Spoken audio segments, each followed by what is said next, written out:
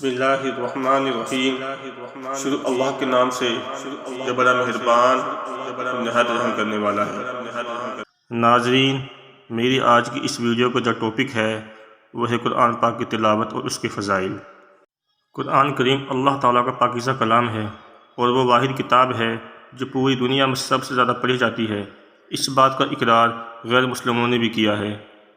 کوئی انسان اپنی تصنیف کردہ تحریر بغیر دیکھے ہرو بہرو نہیں سنا سکتا، لیکن یہ کلام الہی کا کمال ہے کہ اسے 6-7 سال کا بچہ الحمد سے والناس سے بغیر زیر زبر کے فرق کے زبانی حفظ کر سکتا ہے۔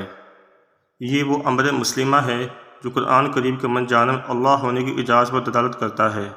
اللہ تعالیٰ نے تلاوت قرآن پاک کو دینی و دنیاوی و اخروی ہر طرح کی برکات سے مالا مال کیا ہے، لہٰذا اس کتاب مقدس سے کم حقہ مستفید ہونے کے لیے اس کے مقام عالی شان سے آگاہی لازمی شرط ہے، کیونکہ جب تک ذہن کسی چیز کے فائدے کو محفوظ رکھتا ہے نفس میں اس کی جانب رغبت رہتی ہے، اور جب ان فوائد کو فراموش کر دیا جائے تو نفس کو ان کے حصول کے لیے راضی کرنا بے حد مشکل ہو جاتا ہے۔ قرآن مجید فرقان حمید کے تمام فضائل و برکات کا بیان انسان ناتوا کے بس کی بات نہیں، پھر بھی رغبت نفس کے لیے چند فوائد حاضر خدمت ہے۔ حضرت علی رضی اللہ تعالیٰ عنہ فرماتے ہیں کہ 3 چیزیں ایسی ہیں جو بلغم کو دور اور حافظے کو مضبوط کرتی ہیں۔ نمبر 1 مسواک کرنا، نمبر 2 روزہ رکھنا، نمبر 3 قرآن کریم کی تلاوت کرنا۔ حضرت عبداللہ بن عمر رضی اللہ تعالیٰ عنہ سے روایت ہے کہ رسول خدا صلی اللہ علیہ وسلم نے فرمایا کہ جس شخص نے قرآن مجید بلا آراب تجوید کی صفات حسنہ کے بغیر پڑھا تو اس کو ایک فرشتے کو سپرد کر دیا جاتا ہے جو قرآن پاک کو اس طرح لکھتا ہے جسے نازل کیا گیا، اور ہر حرف کے بدلے 10 نیکیاں لکھتا ہے۔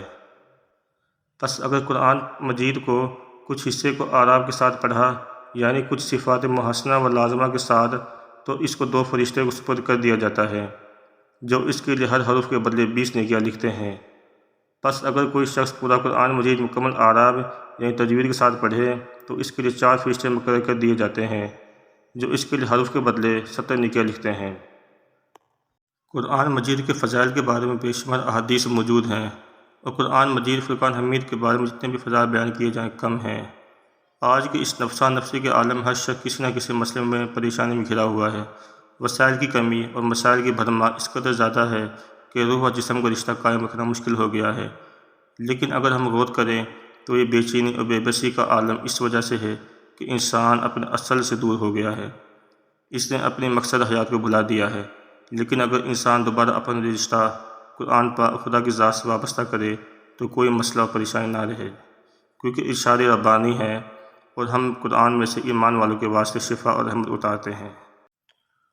اللہ پاک مجھے اور آپ کو زیادہ سے زیادہ قرآن پاک کی تلاوت کرنے کی توفیق عطا فرمائے، آمین۔ ناظرین، میری ویڈیو اگر آپ کو پسند آئی ہو تو پلیز لائک، کمنٹس، سبسکرائب اور شیئر کرنا نہ بھولیے گا۔